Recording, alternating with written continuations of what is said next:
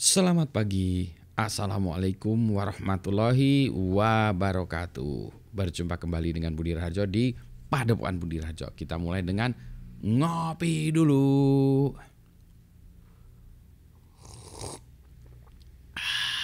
Segar pagi-pagi ini. Enak banget nih kopinya.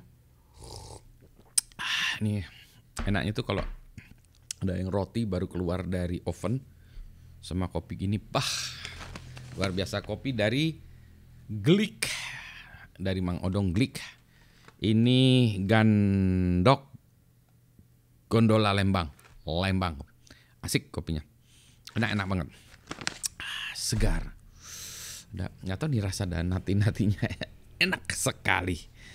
Kalau dilihat di sini apa sih ininya? Priangan Buhun, Sigara Rutang, Hybrid Wash, Sunten Jaya Bukit Tunggul, MT 1330 MASL, Sweet Aromatic, Leci ya, Berries, Raw Honey, Juicy Mouthfeel. Wah, kalau rasanya malah ada kalau saya malah ngerasa ada nut-nutnya itu ya. Enak ya, sedap. Sekarang kita bahas soal testing, pengujian. Nah, jadi menguji sebuah produk ya, baik itu software, hardware. Ini masih banyak orang yang belum paham tentang teknik pengujian. Jadi ceritanya beberapa hari yang lalu saya nguji mahasiswa, dia buat software. Ada salah satu bagian dari softwarenya itu adalah melakukan melakukan searching. Semacam search engine lah ya, semacam search engine untuk dokumen-dokumen yang dia kumpulkan. Nah, tentu saja saya nanya, gimana kamu ngetesnya gitu ya? Ngetesnya kamu gimana sih gitu ya? Dia ngetesnya jadi dia buat programnya, kemudian dia search satu database besar ya, repositori dokumen-dokumen. Misalnya dia search apa ya? Misalnya apa? Kalau kita SIM itu apa sih namanya? Minta SIM ya, misalnya SIM kota apa? Bandung, kota Surabaya, atau SIM apalah ya, gimana cari membuat SIM lah gitu, atau apa gitu ya, atau mau daftar BPJS atau apalah gitu ya. Nah, cari informasi itu dia search segala macam, terus kemudian ditampilkan hasilnya. Nah, saya malah nanya kayak gitu, sebentar, kamu udah search dengan sesuatu yang terkendali nggak? Wah, dia bingung. Maksudnya, Pak Budi gimana terkendali? Nggak. Kalau kita membuat sebuah sistem, katakanlah ini sebuah software, bagaimana kita tahu sistem atau software kita ini jalan dengan benar? Contoh tadi kalau kita mau membuat search engine ya, mesin pencari. Nah, berarti kan yang paling terstruktur ya cara melakukannya itu gini. Kita buat satu directory, kita kumpulkan katakanlah 10 dokumen. 3 dokumen diantaranya itu ada kata Indonesia, yang lainnya nggak ada gitu ya. Nah, coba kita cari di directory itu dokumen mana saja yang ada kata Indonesia. Jawabannya apa? Harusnya yang benar. Harusnya kan keluar 3 dokumen itu ya. 3 dokumen itu. Nah, pengujian adalah begitu. Sistem kita atau software kita digunakan ke sistem yang sudah terkendali. Jadi yang kita tahu kebenarannya, ground truth katakan, kebenarannya. Dalam directory ini hanya ada 3 dokumen yang ada kata Indonesianya. Jadi kalau search engine-nya hanya menemukan 2 atau bahkan mengatakan 5, berarti ada yang salah ya, something wrong dari si aplikasi kita atau produk kita. Nah, jadi salahnya di situ ya. Jadi jangan langsung yang gede-gede dulu ya. Oke, katakanlah gitu ya. Katakanlah tadi kita mulai dengan dokumen ada 3 kita search. Kemudian kita coba lagi, misalnya dokumennya tidak ada kata Indonesia. Hasilnya kayak apa? Di search itu harusnya dia tidak menemukan kan ya. Satu lagi, semua dokumen ada kata Indonesianya. Harusnya dia menemukan 10 dokumen. Kita coba lagi 3 dokumen tadi ya, terus kita tambahkan 1 dokumen yang kata Indonesianya ada 20 kata Indonesia gitu. Keluar juga enggak? Nah, gitu ya. Keluar juga enggak? Keluarnya yang mana gitu ya. Oke. Itu baru menemukan dokumennya ya. Baru menemukan dokumennya segala macam ya. Nanti kalau itu sudah kita search kita cek ya, kita tes bolak-balik, kemudian kita baru kita cekkan itu kepada sistem yang besar, ya, ke sistem sesungguhnya. Jadi kita udah tahu bahwa software kita udah jalan. Kita bisa juga pikirkan abuse yang lain. Misalnya tadi ya, search dokumen ada huruf A itu. Kacau nggak gitu ya. Nah, baru kita lihat ya tadi ya. Atau inilah ya, kita nguji-nguji dengan kita sesuatu yang udah kita ketahui. Kalau untuk misalnya kita mencari dokumen mana yang paling relevan, nah itu juga saya tanya, menurut Anda relevan apa? Yang banyak kata kuncinya Pak, jadi keyword di situ makin banyak. Oh, kalau gitu malah kita coba ya. Tadi ada 10 dokumen dalam satu directory, 3 ada kata Indonesianya. Salah satunya, misalnya kata Indonesia kita taruh 20 ya. Yang satu lagi 5, yang satu lagi 1. Oke, kita search. Kalau dia algoritmanya ya yang dia sebut relevan itu berdasarkan katanya, maka dia harusnya muncul yang 10 dulu itu ya. Yang ada 20 kata Indonesia itu harusnya nomor 1, yang ada 5 nomor 2, yang ada yang 1 nomor 3, dan habis itu nggak ada. Nah, jadi kita pas nguji itu kita ngetahui ujiannya itu benar gitu ya. Jadi ujiannya benar dan tidak perlu besar-besar karena kita tahu bahwa ujiannya itu ini adalah ujian fungsional yang kita sudah tahu, yang kita tahu karakteristik datanya itu seperti itu gitu ya. Terus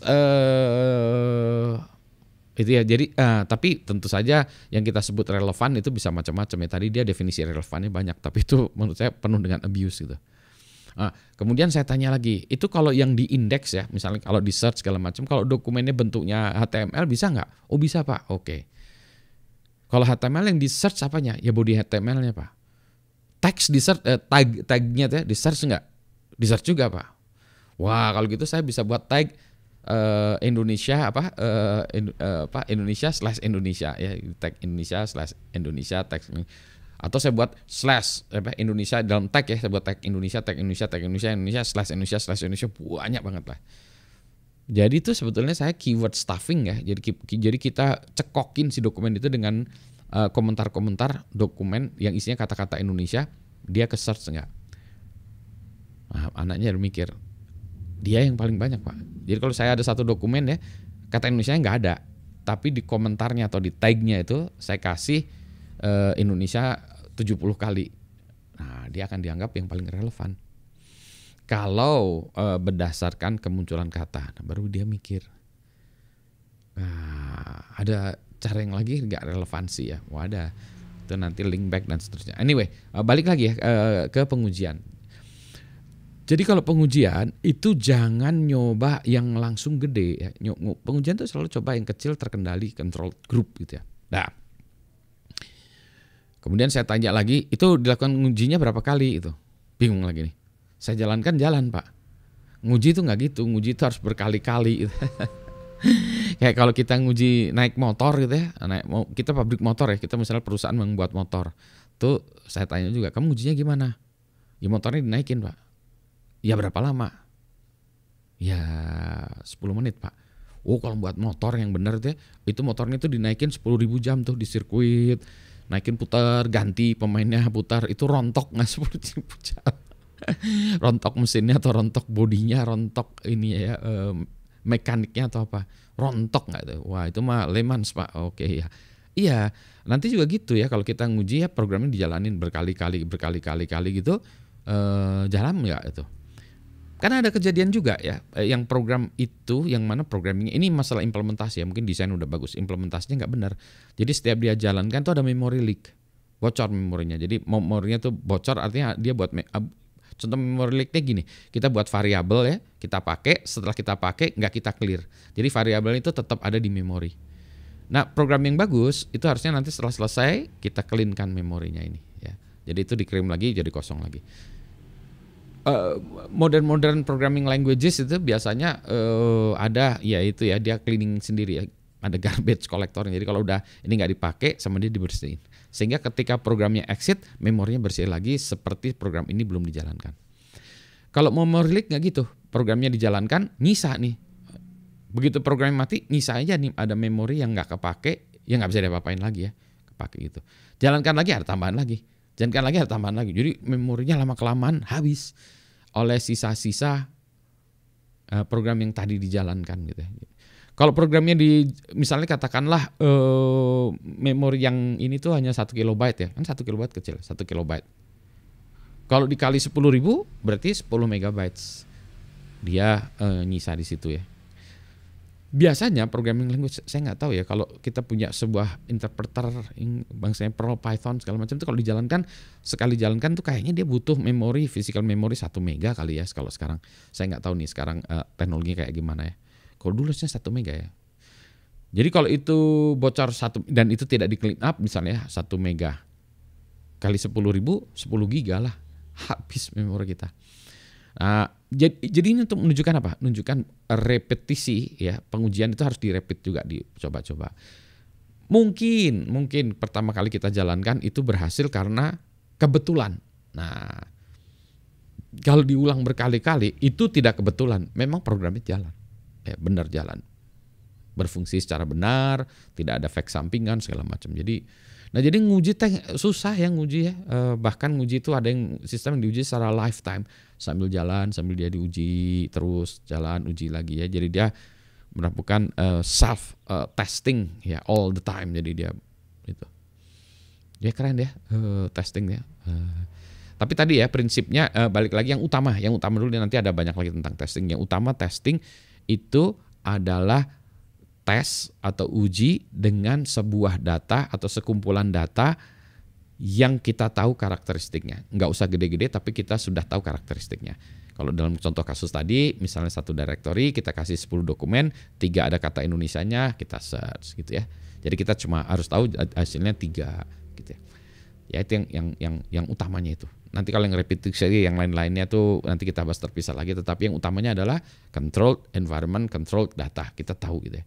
Baru nanti setelah itu kita sudah yakin bahwa program kita jalan, berfungsi seperti yang kita harapkan, sistem kita berfungsi seperti yang kita harapkan, baru kita coba sistem atau program tadi atau software tadi, aplikasi tadi apapun kepada data yang lebih besar atau di lingkungan yang sesungguhnya atau di environment sesungguhnya yang mau kita pakai ya.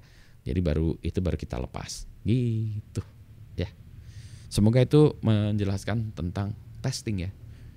Ini ngetes kopi juga gitu. Harus berulang-ulang. Alasan Pak Budi aja. Yang ini proven enak lah. Karena saya udah berulang-ulang kopi Glick dan selalu enak. Nah, jadi proven lah, enak. Enakeun. Nah, aduh pagi-pagi ini minum ini panas sambil menjalankan testing. Ini kok jadi keringetan ya. Padahal ini masih pagi. Ini Minggu pagi, harusnya saya jalan pagi ya. Olahraga, ini malah duduk di depan komputer ya, tapi namanya kan ngajar ya, ngajarin ini. Berbagi ilmu. Yang penting sehat semuanya ya. Oke. Assalamualaikum warahmatullahi wabarakatuh.